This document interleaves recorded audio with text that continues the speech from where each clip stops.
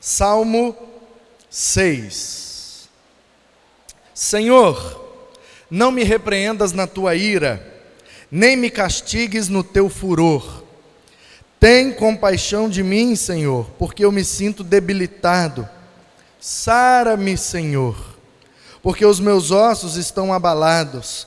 Também a minha alma está profundamente perturbada.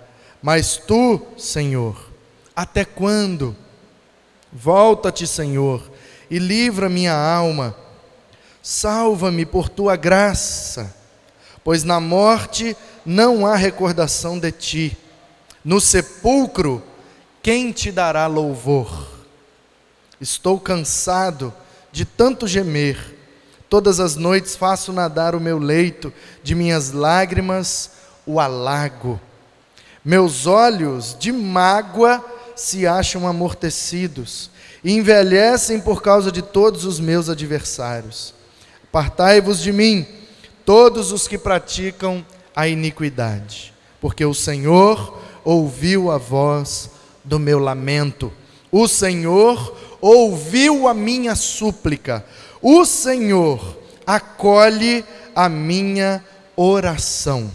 Envergonhem-se e sejam sobremodo perturbados todos os meus inimigos. Retirem-se de súbito, cobertos de vexame. Amém. Nós estamos no mês da música, e esse congresso é o evento que oficialmente encerra a celebração do mês da música. Estamos, portanto, aqui em novembro, desde o início do mês, conversando sobre louvor, sobre adoração e em cima, debruçados no livro dos Salmos, usando Salmos para as nossas meditações. Então, vamos, nesse congresso, dar continuidade. Estamos desde a primeira quinta-feira do mês, conversando sobre adoração em salmos. O tema do congresso é transforme-se. Então nós vamos ver como ser transformado pela adoração, que está muito presente no livro dos Salmos. E assim como já nos disse o Novo Testamento e o apóstolo Paulo, escrevendo aos Romanos no capítulo 12, nós precisamos, como ofertas vivas, precisamos que a nossa vida diante de Deus seja um culto, seja um ato de adoração, a nossa vida. E isso, segundo o apóstolo Paulo, produz em nós uma transformação. Portanto, a adoração tem sim tudo a ver com transformação. Vou repetir as palavras do apóstolo para você, e você vai ver se não tem a ver uma coisa com a outra. Romanos 12, começa assim o capítulo. Rogo-vos, pois, irmãos, pelas misericórdias de Deus, que apresenteis os vossos corpos como sacrifícios vivos, santos e agradáveis diante de Deus. Esse é o nosso culto racional. E aí o apóstolo Paulo emenda dizendo o seguinte: e não se conformem com este mundo, com este século, com este tempo, com esse sistema em que vivemos. Não tomem a forma do sistema, mas sejam transformados pela renovação da vossa mente. Ou seja, versículo 1 de Romanos 12 fala sobre adoração, sobre a nossa vida, os nossos corpos, tudo que temos e tudo que somos, ser colocado diante de Deus como uma oferta, como um culto. E o versículo 2 fala sobre a transformação que nós sofremos a partir desse estilo de vida. Portanto, na minha opinião, adoração e transformação andam juntos. E assim como adoração e transformação andam juntos, à medida que adoramos a Deus, à medida que a adoração se torna um estilo de vida, nós somos naturalmente transformados por isso. Também penso que o livro dos Salmos tem tudo a ver com adoração e também com oração, porque vários salmos, que são letras de música, que eram cantados, foram compostos originalmente em forma de oração. São orações que viraram músicas, são orações cantadas, orações melódicas que se tornam diante de Deus um clamor, um louvor. E esse salmo de número 6 é um salmo desse tipo.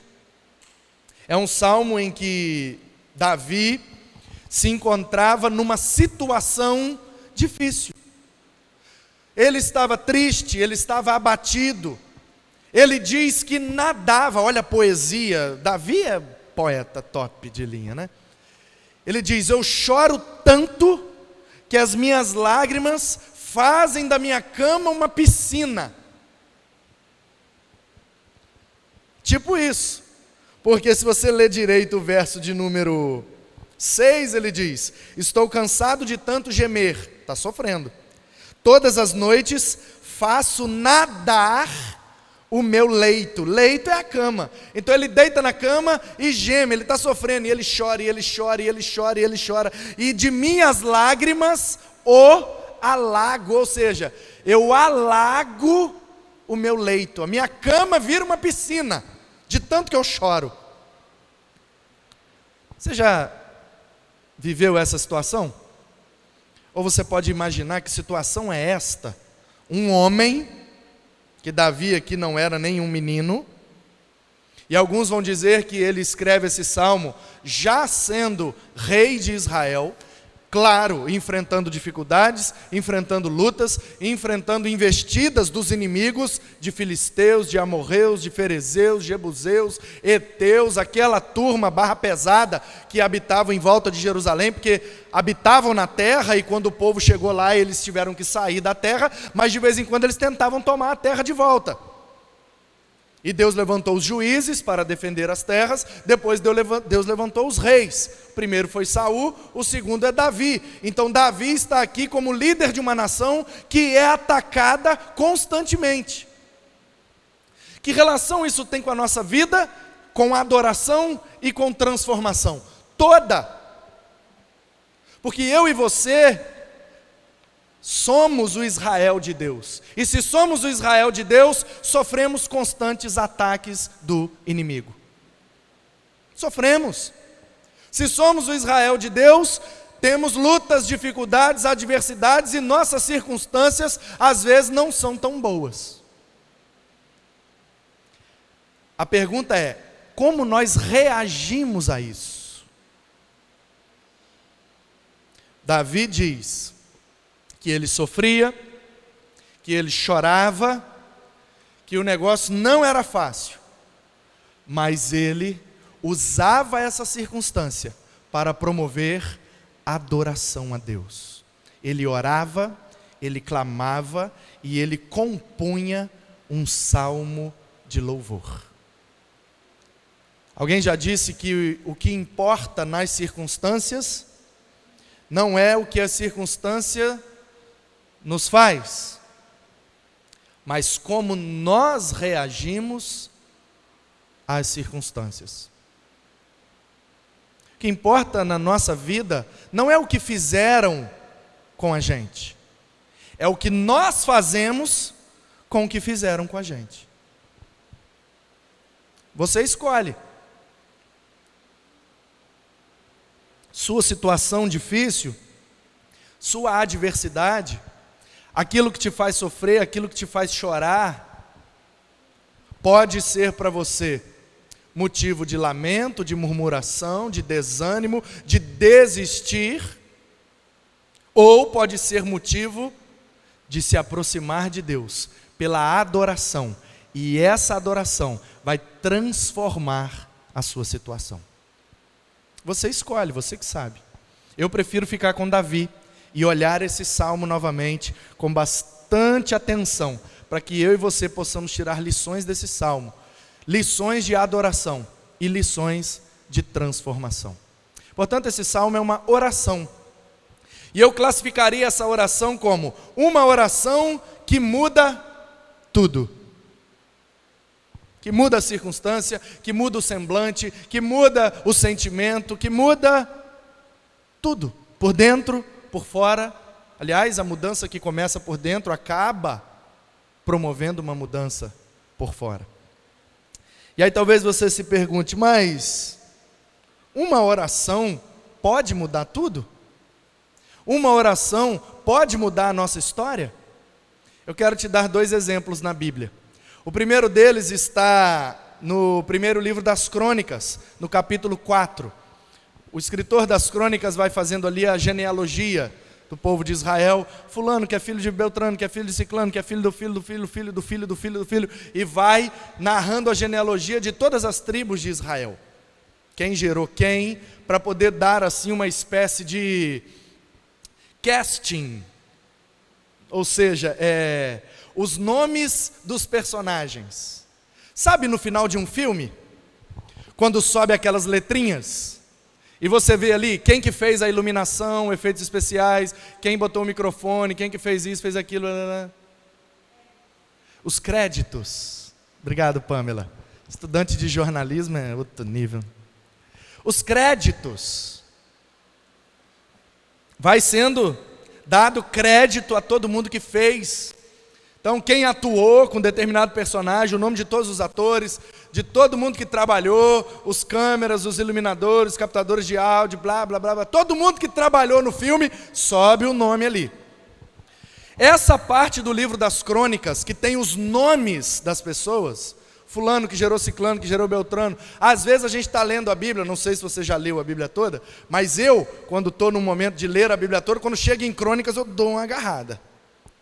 Porque você vai assim, é legal, né? No princípio criou Deus os céus e a terra era sem forma e vazia, o Espírito de Deus parava sobre a face do abismo, e disse Deus, haja luz, e houve luz, aí você vai, aí vem, e Adão, e Eva, e tudo perfeito, aí vem aquela cobra miserável, e o negócio desanda tudo, o Caim mata o Abel, aí depois vem o Enoque, gente boa, do 7 e tal, e vem o Noé, e aí chuva, e Vila Velha, inunda tudo, e vai, volta e tal, e legal, Abraão, Isaac, Jacó, José, Egito, aquela luta e tal, mulher do Potifar, aí os irmãos vêm, perdoa, tal, acabou o Gênesis.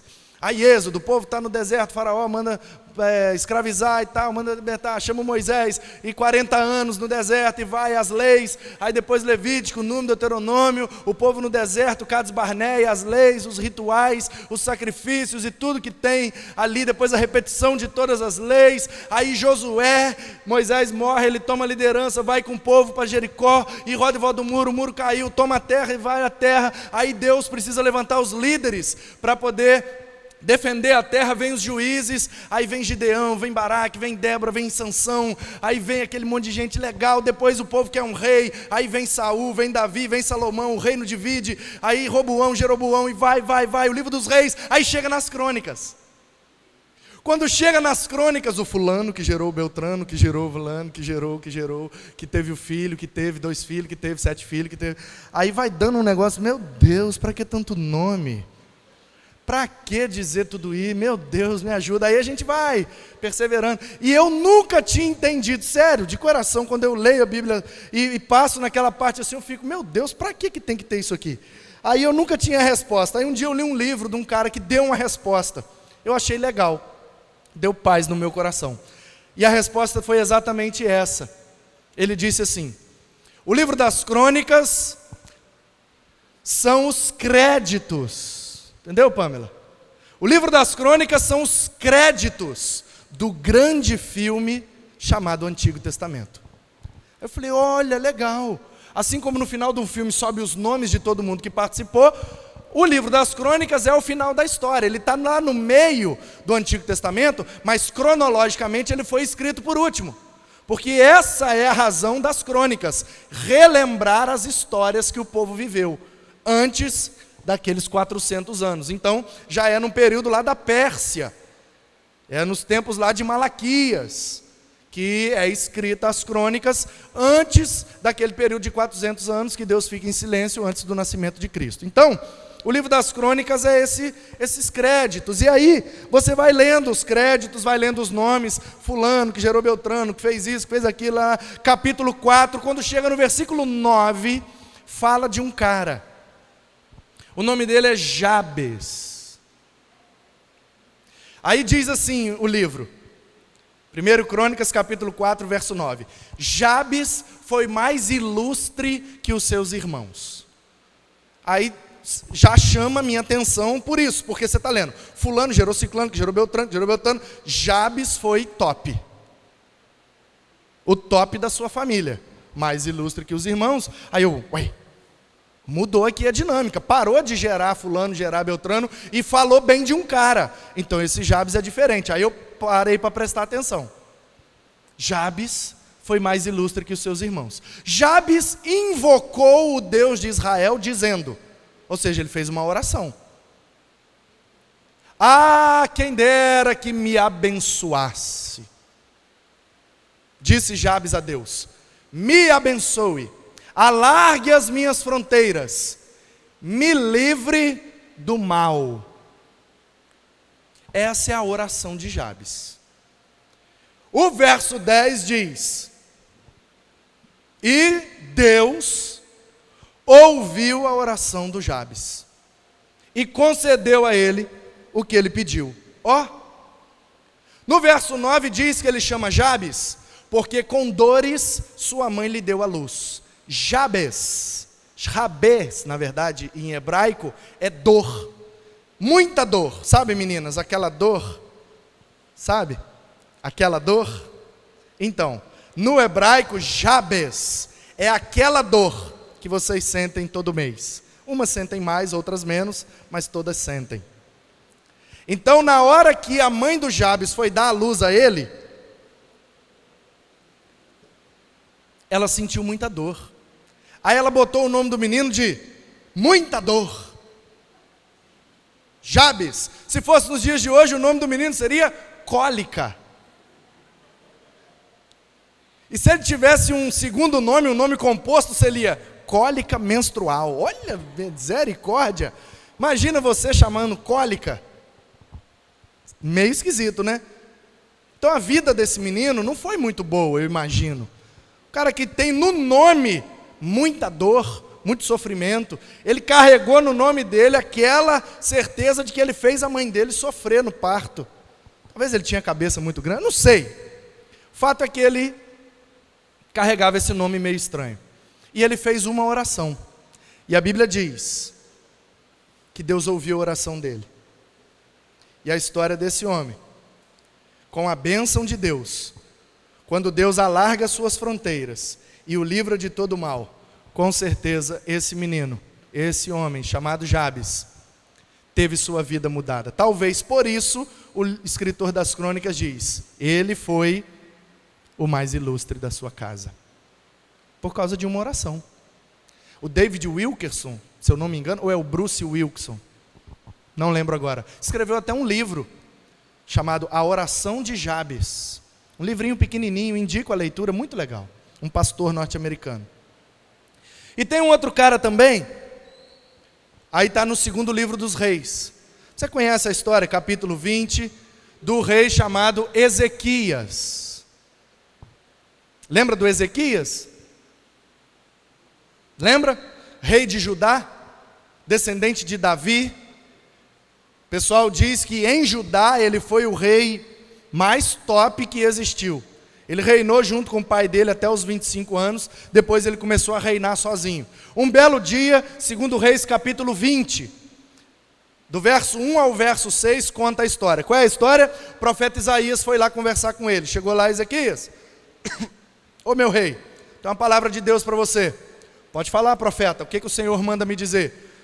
Assim diz o Senhor, pode preparar a sua casa aí, vai fazendo o testamento, vai fazendo seus últimos pedidos, porque você vai morrer. Isaías vira as costas e sai. Ezequias deitado na cama, sofrendo, doente, perto da morte, igual Davi, no leito, chorando. A Bíblia diz, segundo o livro dos Reis, capítulo 20, versos de 1 a 6. O Ezequias virou para o lado e fez uma oração. Uma oração. Senhor, não me deixa morrer não. Senhor, acrescenta os meus dias. Senhor, me dá mais um tempo de vida. Sabe qual foi a resposta de Deus? 15 anos a mais. Uma oração. 15 anos de vida. Então responde-me, ou responda-me. Uma oração pode ou não pode transformar a nossa história? Então a pergunta que fica para nós é: que tipo de oração estamos fazendo? Se nossa vida não está sendo transformada, como estamos orando? Ou estamos orando?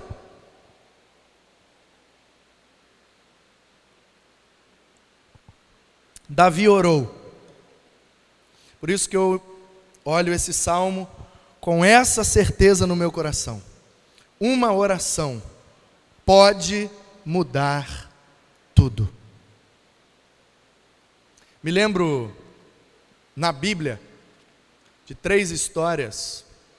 Você também se lembra? Quando aquela multidão que seguia Jesus estava com fome. E ele falou: o que é que vocês têm aí? Ah, tem 5 pães e 2 peixinhos. Diz o texto: erguendo os olhos aos céus, ele agradeceu, distribuiu. Todos comeram e se fartaram. Uma oração matou a fome de todo mundo. Aí depois falta água em Israel, porque Elias vai lá no rei Acabe e fala: não vai chover. E aí não chove. Depois de um tempo o povo está precisando da chuva, porque a situação era caótica. Elias sobe ao Monte Carmelo, junto com seu ajudante. Diz o texto que ele coloca os joelhos em terra, a testa no meio dos joelhos, em cima do monte. O que ele está fazendo? Uma oração. E ele pede a Deus para mandar chuva sobre Israel. E o menino vai olhar e fala: ó, não tem nada, o céu está limpinho. O menino faz isso 6 vezes. Na 7ª vez, ele fala: eu vejo uma pequena nuvem, tamanho da mão de um homem. E Elias fala: então corre, porque eu já ouço o barulho de abundante chuva. Jesus, quando chegou em Betânia, após ter recebido a notícia de que Lázaro tinha morrido, ele foi recebido por Marta, na entrada da cidade, desesperada: Senhor, se eu estivesse aqui, meu irmão não teria morrido, mas eu sei que tudo que pedires ao Pai, Ele te concederá. E Jesus fala: vamos para o cemitério. E Jesus chega lá e diz: tira a pedra. Senhor, tem 4 dias, tá? Você conhece a história. Tira a pedra. Quando tirou a pedra e Lázaro veio lá de dentro, diz o texto, João capítulo 11, que Jesus olhou para o céu e disse: Pai, graças te dou, porque me ouviste. Jesus fez uma oração, pedindo ao Pai que ressuscitasse o seu amigo, para que ele fosse glorificado em Betânia. Uma oração pode alimentar uma multidão. Uma oração pode trazer chuva abundante sobre a terra. Uma oração pode trazer de volta à vida aquele que já morreu. Oração que transforma.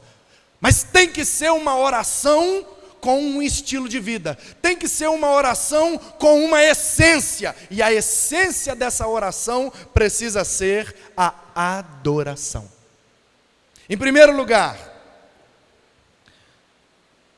nós, quando oramos, sabendo que a oração pode mudar tudo, algumas coisas nesse salmo também acompanham a nossa certeza. A primeira delas é orar sabendo da ira de Deus. Olha comigo o verso 1 do Salmo 6. Senhor, não me repreendas na tua ira, nem me castigues no teu furor. Nós precisamos saber que nós estamos orando a Deus, e estamos adorando a Deus, e seremos transformados de glória em glória, pela renovação da nossa mente, porque o nosso culto racional tem sido apresentado de maneira santa, agradável, como oferta viva diante de Deus, mas é Deus quem faz. O poder está nas mãos de Deus, e Deus não é nosso coleguinha. Não sei você, não sei como é que era sua mãe, mas eu de vez em quando chegava em casa e falava de algum jeito com a minha mãe. Ô mãe, tipo assim, nem lembro se aconteceu isso, mas pode ter acontecido, porque eu não era fácil não. Sabe quando você abre a geladeira assim, tipo assim, né? Ô mãe, não tem nada para comer não? Ou então você abre o armário, né? Ô mãe, cadê o biscoito? Não tem pão, não tem nada nessa casa, não sei o que lá, não tem? A gente tem dessas, né? Quando a gente não tem filhos, a gente tem dessas. Depois que a gente tem filho, a gente é transformado um pouquinho. Aí, direto, quando eu falava de um determinado jeito com a minha mãe, ela respondia, meu filho, não sei o que, mas também, não sei o que lá. Ela falava, não sou seus coleguinhas não, hein? Não sou seus amiguinhos da rua não, hein? Você fala direito comigo, que eu não sou sua amiguinha da escola não. Não é assim que a mãe fala? Não é assim? Então, Deus precisa ser reconhecido de maneira diferente. Não estou dizendo que você precisa, em qualquer lugar, seja no seu quarto, na sua casa, erguer as suas mãos e, ó soberano, excelso Senhor, Criador dos céus e da terra, de maneira reverente me coloco diante de ti. Não é isso que eu estou falando. A palavra que eu usei foi essência, não métodos. Deus não está muito preocupado com o método que oramos. Se é de olho aberto, se é de olho fechado, se é de joelho, se é usando palavra bonita, palavras simples. Penso que Deus não está preocupado com isso. Mas, segundo o Salmo, Deus é Deus. E Ele tem ira. Ira não é raiva. Ira não é raiva. Ira é um sentimento ruim acerca de uma injustiça. Por isso que toda a humanidade está debaixo da ira de Deus. Porque somos injustos, desobedientes e rebeldes. Mas o salmista diz, não me repreendes na tua ira, não me castigue no teu furor. Ele está sofrendo, ele está triste, ele está, como você percebeu no Salmo, chorando, passando uma situação muito difícil. Mas ele já começa a sua oração, ele começa o seu hino de louvor, dizendo, Senhor, não me repreenda, Senhor, não me castigues, Senhor, entendeu? Ele já começa pedindo desculpa. Eu acho que precisamos voltar a orar assim, começar pedindo desculpa. Porque às vezes, eu não sei você, mas eu às vezes, no dia a dia, na rotina, né, a gente despercebe de algumas coisas, e aí, Senhor, olha a minha situação, o Senhor não está me vendo não, e não sei o que lá, e a gente se esquece que a gente está conversando com Deus. Santo, santo, santo, Senhor dos exércitos, Deus onipotente, onisciente, onipresente, perfeito, justo, bom, todo-poderoso. E ainda bem que Ele é Deus, e ainda bem que Ele é amor, porque se fosse eu, se eu fosse Deus de mim mesmo, quando eu às vezes começo a orar dessa forma despercebida, eu diria a mim mesmo, ei, sou seus coleguinhas não, hein? Que a gente precisa dessa chacoalhada às vezes. Ei, quem é você para falar assim comigo, rapaz? Tá ficando doido?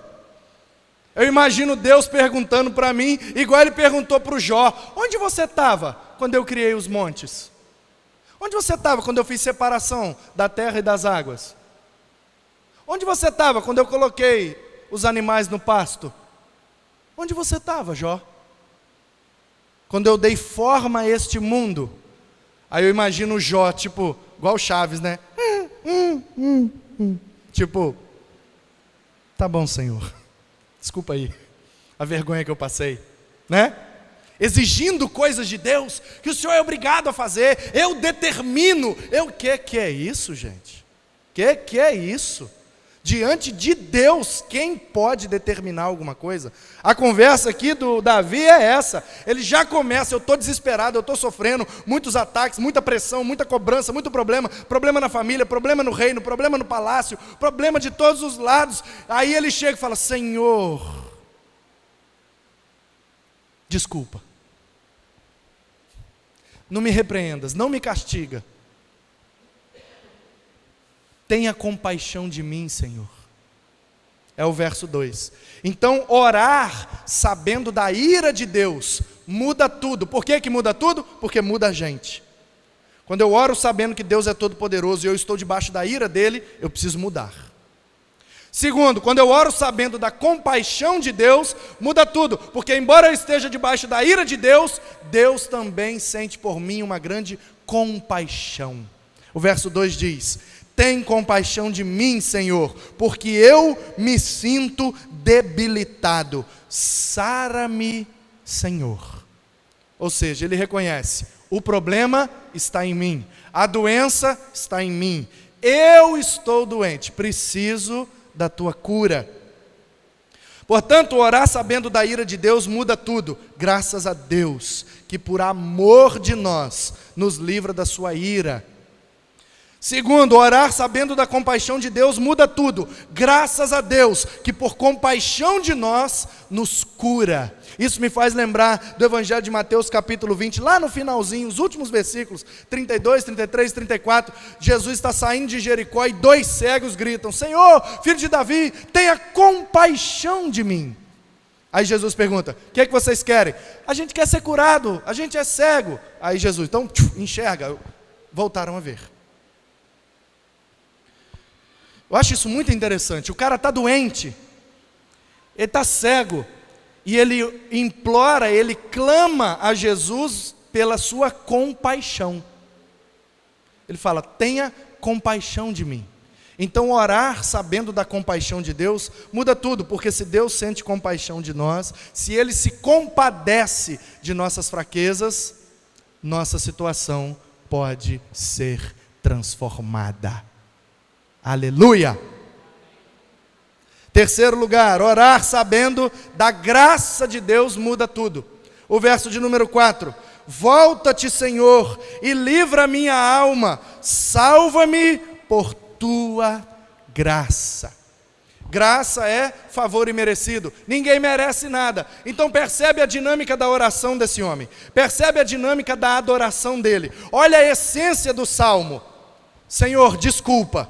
Senhor, eu estou doente, me sara pela tua compaixão. Senhor, eu não mereço nada, mas eu estou aqui me derramando diante do Senhor.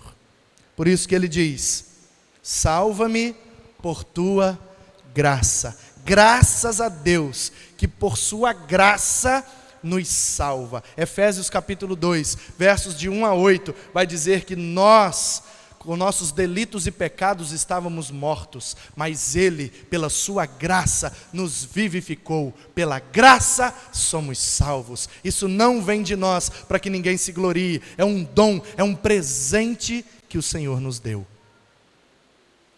Orar sabendo da ira de Deus, orar sabendo da compaixão de Deus, orar sabendo da graça de Deus, orar louvando a Deus. Olha o verso de número 5. Pois na morte não há recordação de ti. No sepulcro, ou seja, lá no caixão, 7 palmos embaixo da terra, quem te dará louvor? Portanto, qual é o momento de louvar? É agora, é enquanto se tem vida. Por isso que o salmista vai dizer, tudo que tem fôlego, louve ao Senhor. Tudo que está vivo, louve ao Senhor, porque depois que morrer, não dá mais. Aqui não. Se morrer no Senhor, dará louvores eternamente. Então, orar louvando a Deus muda tudo. E o salmista então está dizendo que só pode louvar quem está vivo. João, na sua primeira carta, capítulo 5, versos 11 e 12, vai dizer que em Jesus está a vida. O Filho de Deus é quem nos concede vida. Quem tem o Filho, tem a vida, disse João. Quem não tem o Filho, não tem a vida. 1 de João, capítulo 5, versos 11 e 12.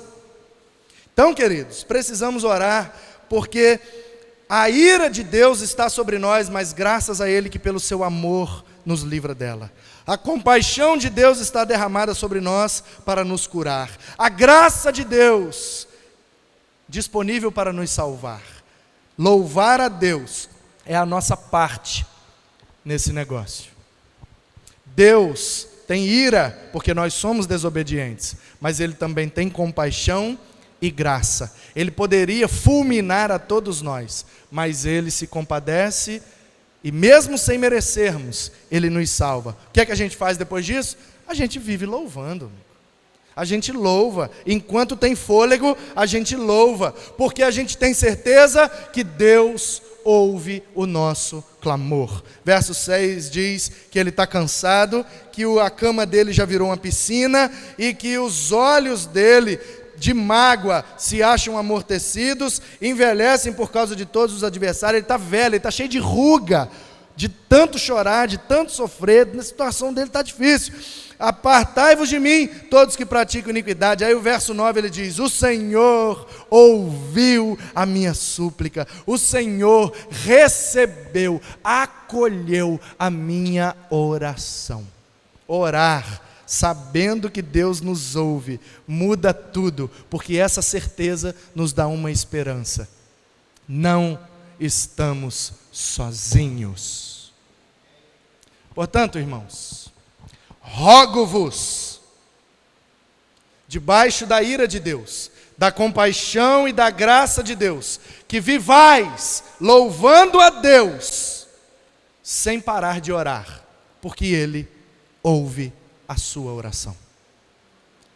Sejamos transformados pela renovação da nossa mente e pelo estilo de vida de adoração, que a essência de tudo que fazemos seja o louvor da glória de Deus.